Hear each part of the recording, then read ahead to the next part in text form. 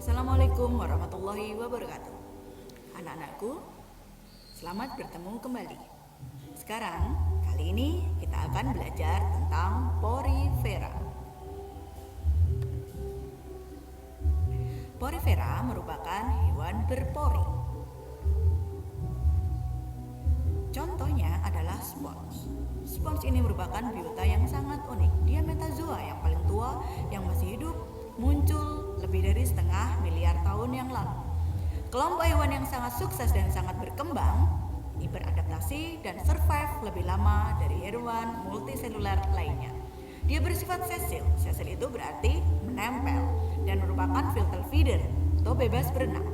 Kurang lebih dia hidup di 2% di air tawar dan 90% lainnya di laut, terutama pada perairan dangkal di laut tropis. Dia bersifat asimetrik, berarti tidak punya simetri. Spons ini mempunyai ostia atau disebut sebagai ostium, juga mempunyai osculum. Ini adalah gambar dari spons. Nah, yang ini adalah hidup dari spons yang menempel di dasar laut. Ciri-ciri umum dari spons ini adalah organismenya sederhana, paling sederhana. Yang kedua, dia diploplastik, terdiri dari 2 lapis sel, seperti yang kita pelajari sebelum kita masuk ke bab animalia. Rangkanya ini ada yang berupa kalsium karbonat atau bisa juga terdiri dari bahan-bahan yang lain. Tipe rangka ini nanti kita jelaskan bisa dijadikan sebagai dasar klasifikasi.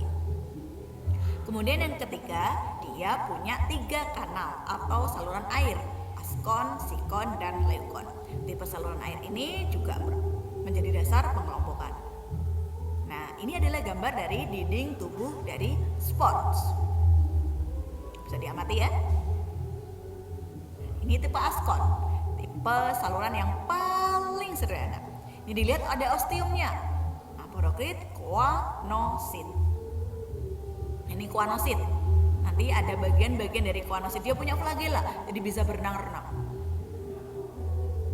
Nah, kemudian si koanosit ini bisa berperan dalam reaksi-reaksi pengenalan bukan diri sendiri, dan dia juga dapat mensekresi elemen spikula. Contohnya ada sklerosites, mensekresi spikula. Spongisites, menghasilkan fiber spons. Ini tipe kanalnya, dari mulai yang paling sederhana askon, sikon, dan leukon itu yang paling kompleks. Arti penting spikula dan spongin. Ada spikulanya. Spikula ini bagian yang menutupi dari si cangkang dari spons itu, berbagai macam spikula.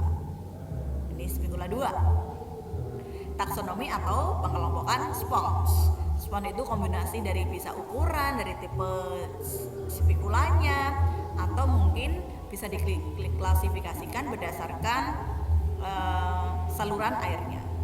Filum porifera dibagi jadi 4: Demospongia, Calcarea, Hexactinellida, dan Sclerospongia. Ini reproduksi seksualnya, ini ketika dia bereproduksi secara seksual. Nanti kita jelaskan di belakang. Nah, ini spongin yang menempel. Ada koanositnya terlihat di situ. Yang pertama, klasifikasinya adalah Demospongia. Demospongia punya skeleton dari fiber spongin dan spikulanya dari silika. Contohnya Microciona. Spongia atau Euspongia ini dikatakan sebagai spons atau porifera yang benar-benar merupakan contoh yang paling representatif untuk memberikan ciri-ciri dari spons. Ini contohnya, lihat itu ada meteran di situ. Dia menempel di dasar laut, di laut dangkal tentunya. Ini spons, Microciona. Yang kedua, klasifikasi yang kedua adalah Calcarea. Spikulanya dari kalsium karbonat dalam bentuk kalsit. Ada 2 ordo, homosol dan heterosol. Contohnya Leucoselonia. Ini contoh-contohnya. Yang sebelah kanan ini gambarnya, yang sebelah kiri ini aslinya ya, yang ada di dalam laut. Ini contohnya. Yang ketiga, Hexactinellida, spikula dari silika. Contohnya Euplectella. Tipe kanannya sikon, berarti sudah tidak terlalu sederhana ya, sudah yang level kedua. Karena urutannya kan askon, sikon, dan leukon. Ini contohnya, lihat yang sebelah kiri. Nah, mungkin kalian pernah melihat spons yang seperti ini ketika kalian jalan-jalan di pantai yang berkarang. Yang keempat, sklerospongia. Dia dapat mendepositkan CaCO3. CaCO3 itu adalah kalsium karbonat. Sekarang anggotanya sudah dibagi lagi, dimasukkan ke dalam kelas Demospongia dan Calcarea. Nah, ini contohnya. Ini contoh porifera, Pelagospongia, Tittaspongia, ini spongin tadi ya, yang benar-benar spons. Ini spongia contohnya. Lihat ini lubang saluran airnya terlihat di situ.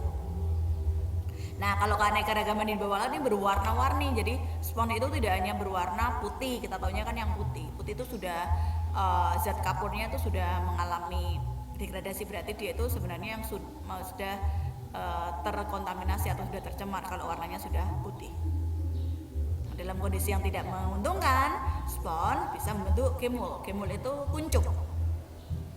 Nah, ini reproduksinya seksual dan aseksual. Ini beberapa referensi yang bisa kalian baca untuk lebih mendalami mempelajari porifera. Sekian, terima kasih. Wassalamualaikum warahmatullahi wabarakatuh.